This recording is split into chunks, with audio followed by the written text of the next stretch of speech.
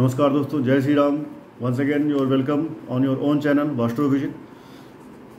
आगामी 19 मई अर्थात शुक्रवार को एक वट सावित्री नाम की पूजा भी है, जिसको सुहागन स्त्रियां अपने पति की लंबी आयु के लिए करती हैं। कहीं कहेंगे पर इसको बरगदाही भी कहा जाता है, क्योंकि बरगद के पेड़ के नीचे ही इसकी पूजा की जाती है। सारी महिलाएं इस वट सावित्री व्रत को अपने पति की लंबी आयु के कामना करते हुए रहती हैं। अब वट सावित्री व्रत का अगर आप कुछ पौराणिक महात्म्य देखेंगे तो इसका जो सीधा सीधा संबंध आता है सावित्री और सत्यवान से आता है। सावित्री की शादी सत्यवान से हुई थी, क्योंकि हमारे सनातन धर्म में कुछ सती कही गई हैं, जैसे सीता जी कही गई हैं सती, सावित्री, सत्यवती, सीता जी, इन सबको महान पतिव्रता स्त्री के रूप में जाना जाता है। तो सत्यवती को मालूम था कि उनके पति सत्यवान की आयु कम है, फिर भी उन्होंने सत्यवान से शादी की। और शादी के पश्चात जब यमराज आए और सत्यवान का प्राण लेकर के जाने लगे, तो सावित्री भी यमराज के पीछे पीछे चल दी। अब जब यमराज ने देखा कि अरे ये भी मेरे पीछे पीछे आ रही है।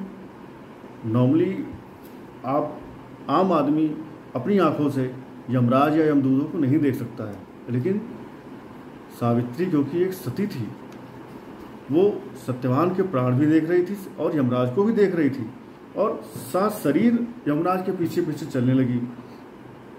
तो यमराज ने कहा कि देवी मेरे पीछे क्यों आ रही हो? तो यमराज के ऐसा कहने पर सावित्री ने बोला कि आप मेरे पति को लेके जा रहे हैं तो मैं तो आपके पीछे आऊंगी ही। फिर यमराज ने कहा कि शरीर के साथ अर्थात साथ शरीर कोई मेरे साथ यमलोक नहीं जा सकता। तो सावित्री ने अपने प्राण त्यागने चाहे। अब क्योंकि सावित्री की आयु पूर्ण नहीं हुई थी तो यमराज सावित्री को नहीं ले जा सकते हैं। तो सावित्री अपने हठ पे अड़ गई, और सती के सतीत्व की ही शक्ति यही होती है कि सावित्री के हठ के आगे यमराज को झुकना पड़ा और उन्हें सत्यवान का जो प्राण था वो वापस करना पड़ा। तो इस सतीत्व के महान उदाहरण को अपने जीवन में परिलक्षित करने के लिए सनातन धर्म के हमारे देश की महिलाएं वट सावित्री व्रत का व्रत करती हैं, अर्थात बरगदाही को मनाती हैं। क्योंकि इस दौरान सावित्री ने बरगद के पेड़ के नीचे बैठ करके ही जो भी पूजा पाठ, इंतजार, तपस्या की वो की थी। तो बरगद के पेड़ का महात्म इस पूजा में बढ़ जाता है। अब क्योंकि इस बार की जो वट सावित्री पूजा आ रही है ये 19 मई शुक्रवार को होने वाली है, जिसमें शनिदेव पंच महापुरुष नाम का सस योग बना रहे हैं, शोभन नाम का एक शुभ योग बन रहा है, और छत्र नाम का एक दूसरा योग भी इसमें बन रहा है। अगर इस जेठ अमावस्या की हम बात करें तो ये 18 तारीख को रात में 9:42 से 19 तारीख की रात में 9:22 तक रहेगा, क्योंकि उदया तिथि सूर्योदय 19 तारीख को सुबह ही मिल रहा है। तो हम वट सावित्री का व्रत पूजा अनुष्ठान जो भी करेंगे हमारे महिलाएं देश की, वो 19 शुक्रवार की सुबह करेंगी। अब इसी समय अगर हम इसमें देखें तो पूजा का जो शुभ मुहूर्त है वो भी एक देखा जाता है कि पूजा किस शुभ मुहूर्त में की जाए। तो पूजा का शुभ मुहूर्त है 7:19 से लेकर के 10:42 तक सुबह। इस दौरान समस्त माताओं, बहनों, भाभियों को चाहिए कि वो वट सावित्री व्रत की पूजा जो भी करनी है उन्हें कर लें। अब दूसरा आपके मन में सवाल आएगा कि वट सावित्री व्रत कौन करे, कब करे और कैसे करे। तो जिन जिन महिलाओं की शादी हो गई है वो महिलाएं अपने पति की लंबी आयु के लिए वट सावित्री व्रत को प्रारंभ कर सकती हैं, बशर्ते आपकी शादी का ऑड ईयर होना चाहिए, अर्थात आपकी शादी से 19 मई जो आने वाली है ये 1 साल के अंदर हो, या 3 साल के अंदर हो, 5 साल के अंदर हो। अगर आपकी शादी से ये इवन ईयर चल रहा है, दूसरा साल चौथा साल चल रहा है, तो आप ये व्रत नहीं करें, अगले साल से आप करें जब ये तीसरा 5वां हो जाए।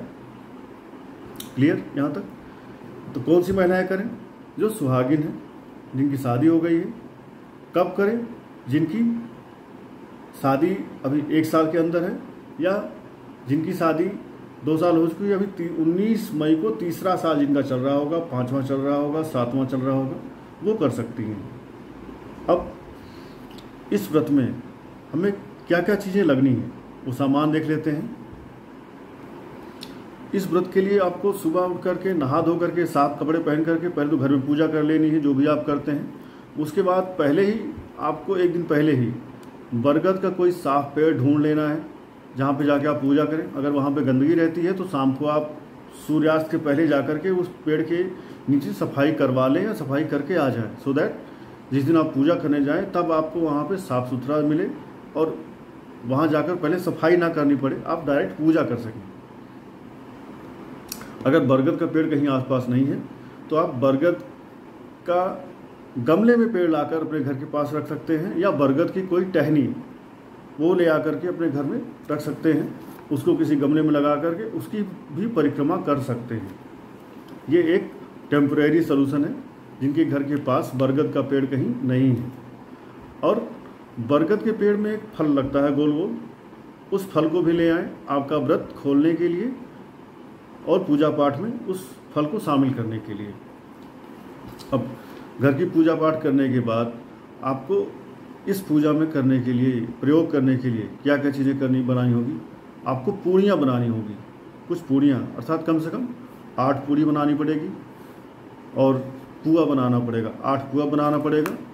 और बरगद के फल के जैसे ही आटे के आपको, जैसे गुलाब जामुन होती है छोटी वाली, इसी प्रकार के आटे का गोल गोल बना करके तेल में छान करके मीठा गुड़ डाल के आटे में 24 गोलियां बनानी पड़ेगी, अर्थात बरगद के 24 फल आपको बनाने पड़ेंगे, ये मान लीजिए। फिर आपको कुछ लाल चूड़ियाँ रखनी पड़ेगी श्रृंगार के सामान के रूप लिए। 16 श्रृंगार की सामग्री ले आइए, वो भी पूजा में शामिल करिए। आम, खरबूजा, कुछ फल ले आइए अपनी पूजा में शामिल करने के लिए। काला चना जो देसी वाला होता है उसको रखें, और अक्षत, फूल, रोली, मौली, धूप, दीप, घी, इन चीज़ों को अपने पूजा की थाली में सजा के रखें। और गौरी गणेश आपके घर में है तो बहुत अच्छा है, नहीं है तो सुपारी ले आइए, सुपारी के बन जाएंगे गणेश जी। और गाय का गोबर ले आए, उनका गौरी जी को बना लें उनसे। और श्रृंगार की सामग्री के साथ आपको पीला या लाल कलर का कोई कपड़ा, चाहे साड़ी हो चाहे सूट हो, वो भी अपनी पूजा में शामिल करें, जो कि आप वहाँ पर चढ़ाएंगे। और अब इन सब सामानों को लेकर के आप जाते हैं, साथ में लोटे में जल तो आपको लेके जाना ही पड़ेगा, कोई पूजा करें बिना जल के तो पूरी होती नहीं है। तो आप बरगद के पेड़ पे जाएं, वहाँ पर सबसे पहले बरगद के सामने बैठें। आसन घर से ले गए हैं बहुत अच्छा है, नहीं तो कोई आसन पत्ते का या कपड़े का या कोई भी आसन बिछाएं, बैठें। बैठ करके बरगद के पेड़ को पहले प्रणाम करें और प्रार्थना करें, हे वृक्षराज, हम आज वट सावित्री की पूजा करने के लिए आपके सामने उपस्थित हुए हैं। आप हमारी इस पूजा को सफल बनाएं, और जिस प्रकार से सावित्री ने आपके नीचे बैठ करके अपने अखंड सुहाग की प्राप्ति की थी, इसी प्रकार हमारे सुहाग को भी आप अखंड बनाएं, ये प्रार्थना करें। इस प्रार्थना के बाद जो आप जल ले गए हैं, उस जल से बरगद के पेड़ की जड़ को सींच दें, अर्थात जल उसमें अक्षत डाल के, थोड़ा सा अगर कच्चा दूध भी ले गए हैं, कच्चा दूध भी आप उसमें डाल सकते हैं। लेकिन कच्चा दूध जब भी आप कहीं चढ़ाते हैं तो वो तांबे की रोटियाँ ना हो, पीतल की रोटियाँ हो, जल चढ़ाएं। और अगर तांबे की रोटियाँ है तो उसमें दूध ना डालें, खाली आप जल से बरगद की जड़ को सींचें। जल चढ़ाने के बाद जो सिंदूर आप ले गए हैं या रोली ले गए हैं, उसे बरगद की जड़ को टीकें और वहाँ पे गौरी गणेश स्थापित करें। गौरी गणेश की पूजा करें विधिवत, उनको चंदन लगाएं, उनको वस्त्र दान करें। जैसे भी आप अपने घर में देवी देवताओं की पूजा करते हैं, ऐसे ही वहाँ पर गौरी गणेश की पूजा करें। गौरी गणेश की पूजा करें, उनको जो आप प्रसाद के लिए सामान बना के ले गए, पूड़ी पुआ, बरगद के दाने और फल मिठाई, वहाँ पे उनका भोग लगाएं, उनको धूप दिखाएं, उनको दीप दिखाएं और मन में अपने जिस भावना से आपने, अर्थात अपने पति की लंबी आयु के लिए जो आपने भावना रखी है, उस भावना को मन में ध्यान रखते हुए गौरी गणेश का पूजन करें। और गणेश जी के किसी मंत्र का, माता पार्वती किसी मंत्र का, आप वहाँ पे जो भी आप जानते हैं, गजाननम भूतगणादि सेवितम कपित्थ जम्बू फलचारु भक्षणम उमासुतम शोक विनाशकारकम नमाम विघ्नेश्वर पादपंकजम, इस मंत्र का या माता रानी कोई मंत्र का आप वहाँ पर 2 मिनट 5 मिनट 10 मिनट बैठ करके पूजा करें। तत्पश्चात अब आपने महिलाएं क्योंकि साड़ी या जो भी दुपट्टा लिए होती हैं, तो अपने यहाँ पर कोच में 4 पूड़ी 4 पुआ रख लें और बरगद के जो दाने जैसे बनाए हैं वो 12 रख लें और चने भी रख लें 12। अब इसको लेकर के आपको बरगद की कच्चे सूत से, अगर कच्चा सूत नहीं मिलता है तो पीला धागा या जो कलावा हम बांधते हैं, इससे भी आप बरगद के पेड़ की 7, 11 या 21 परिक्रमा करें। इस परिक्रमा करते हुए हर बार आप 1 चना 1 बरगद, जितनी परिक्रमा करनी है उतने चना या उतने बरगद अपने कोच में रखें, पूड़ी और उसके साथ, पूरे के साथ। जब आपकी सपोज आपने 7 परिक्रमा करनी है तो 7 बार आप घूम लेंगे तो आपका 7 चना या 7 बरगद खत्म हो जाएगा। 11 घूमना है तो 11 चना 11 बरगद एक एक बार आप गिराते रहेंगे, चढ़ाते रहेंगे जहाँ पे हमने गौरी गणेश जी को रखा है। तो परिक्रमा करते जाएंगे, जब आपका वो दाना खत्म हो जाए तो आपकी परिक्रमा कंप्लीट हो गई।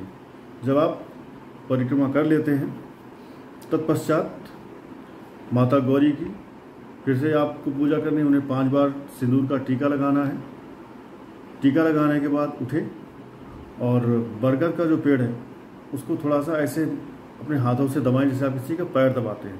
बरगद के पेड़ की सेवा कर रहे हैं। उस सेवा के पश्चात माता गौरी से प्रार्थना करें कि हे माता, मेरी इस पूजा को आप सफल बनाएं। और इसके पश्चात जो बरगद का फूल आप ले आए होते हैं पूजा के लिए 1 दिन पहले, या बरगद का बड़ा पेड़ है तो उसी दिन आप वहाँ से भी तोड़ सकते हैं।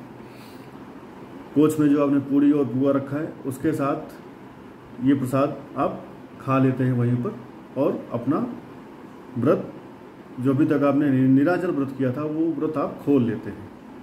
तो बरगद का फल आपके व्रत खोलने के लिए आवश्यक है। पूड़ी और पुआ जो आपने बनाया है कोच में रखा है उसको भी आपको वहाँ पर थोड़ा सा जरूर खा ही लेना है।